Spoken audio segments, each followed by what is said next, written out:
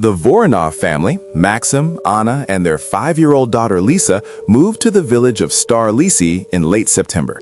The old house, inherited from distant relatives, seemed like their salvation from the constant noise, debts, and stress of the city.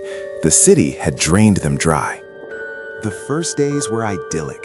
Clean air, apple trees in the yard, silence broken only by birdsong. Their neighbors, the elderly Gromov couple, lived across the field.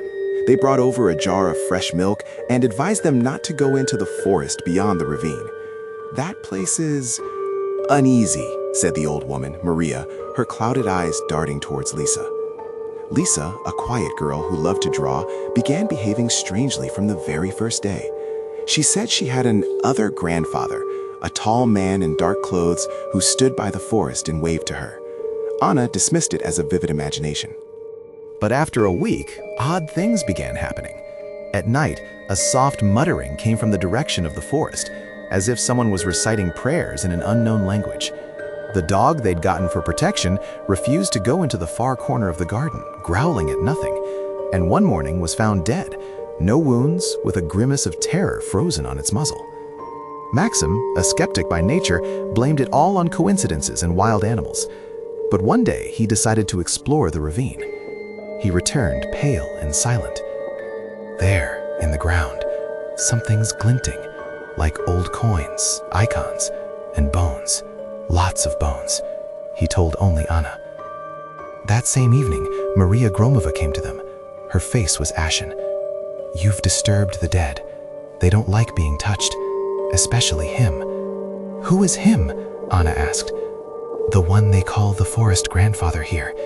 He guards this place. He takes those who intrude. You must leave before it's too late." But the Voronovs couldn't just leave. All their money was spent on the move. They decided to tough it out until spring. That night, Lisa got out of bed and went to the window. "Mom, look, my other grandfather has come, and he has many children with him." Anna, rushing to the window, saw only the empty moonlit yard. But on the grass, leading from the forest to the house, a path seemed to have been trodden, and the grass had turned black. The next night, Maxim vanished. Anna found his tracks leading to the ravine. At the edge lay his jacket, smelling of mold and cold earth. From the depths of the ravine came that same muttering, now louder, more insistent, and within it, voices became distinct, many voices, adult and childlike. Terrified, Anna ran to the Gromov's house. It was empty, dusty, as if no one had lived there for decades. On the table lay a yellowed photograph, a group of people standing by the ravine, among them the young Gromovs. On the back, in a shaky hand, Starlisi, 1952, offering a gift to the forest grandfather for the peace of the village. When Anna returned, Lisa was not in the house. Tracks of small bare feet led into the forest. She ran after them, screaming her daughter's name, until she reached the ravine. At the bottom, inside a circle of blackened stumps, stood Lisa. Around her, as if growing from the earth itself, were silhouettes, pale, translucent figures of children and adults.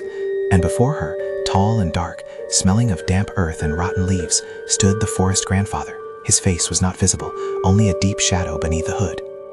He stretched a hand, more like a tree root, toward Lisa. Lisa turned around. Her voice sounded alien, in an oddly adult tone. "He says everyone who lives here becomes his family, forever. Papa is already with them." The figures around stirred, and Anna saw a familiar face among them. Maxim looked at her with empty eyes, and his lips stretched into a soundless smile. "Mom," Lisa said, and the dim light of the lantern reflected in her eyes. "Grandfather says it's your turn now." And the shadows shifted, slowly creeping up the slope of a ravine toward Anna. And from behind, from the direction of the house, came the creak of the porch steps, as if something heavy had entered and was now waiting for her return. The house in Starlesiye still stands.